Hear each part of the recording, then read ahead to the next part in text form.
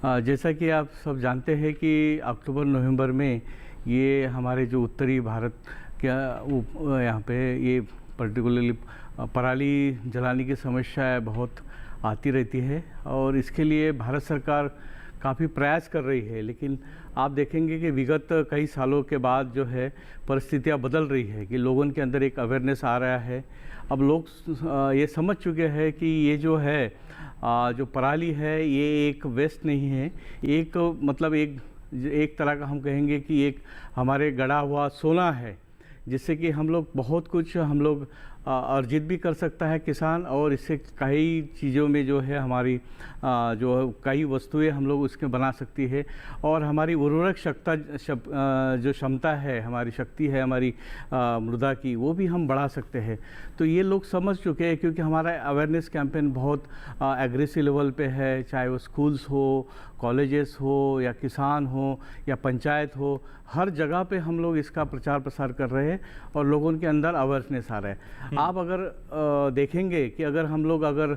1 ton पराली हम जलाते हैं मान लीजिए, तो आप देखेंगे कि लगभग जो है 60 किलो तक हम लोग कार्बन मोनोऑक्साइड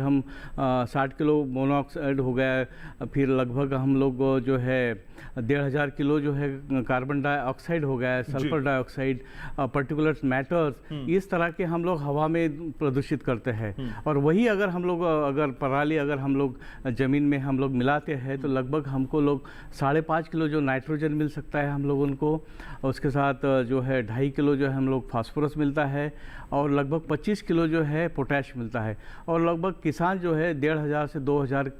रुपये तक जो प्रति हेक्टर जो है इसकी बचत कर सकता है। तो इससे क्या है कि आप इस एक विचार को जो है अभी परिवर्तन हो रहा है लोगों के अंदर कि जो पराली है एक समस्या नहीं है, बल्कि इससे आप अपनी आमदनी भी दोगुनी कर सकते हैं। ठीक है सर, बहुत सारी बातें आपने बताई, लेकिन सर पराली से मिट्टी की सेहत का कनेक्शन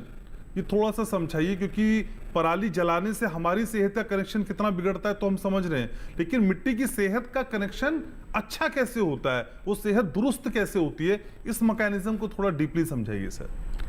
जैसे कि मैंने पहले ही बताया है कि आप अगर जो 1 टन अगर 1 टन पराली अगर हम लोग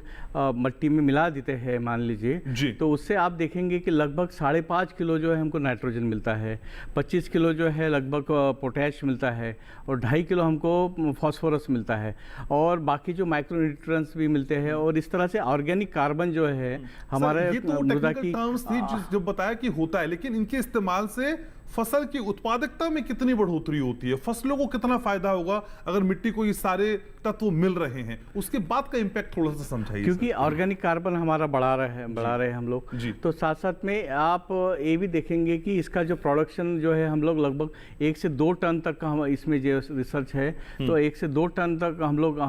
क्विंटल तक हम लोग प्रति एकड़ इसको हम लोग बढ़ा सकते हैं। अच्छा। और आप 1,500 से 2,000 रुपये तक आप इसकी जो है बचत भी कर सकते, क्योंकि हम लोग उर्वरक डालने की जरूरत नहीं पड़ेगी। तो इस तरह से हम इसमें फायदे ही फायदे हैं इस तरह। ठीक है, तो विन विन सिचुएशन है अगर पराली का सही से आप मैनेजमेंट कर पाते हैं। डॉक्टर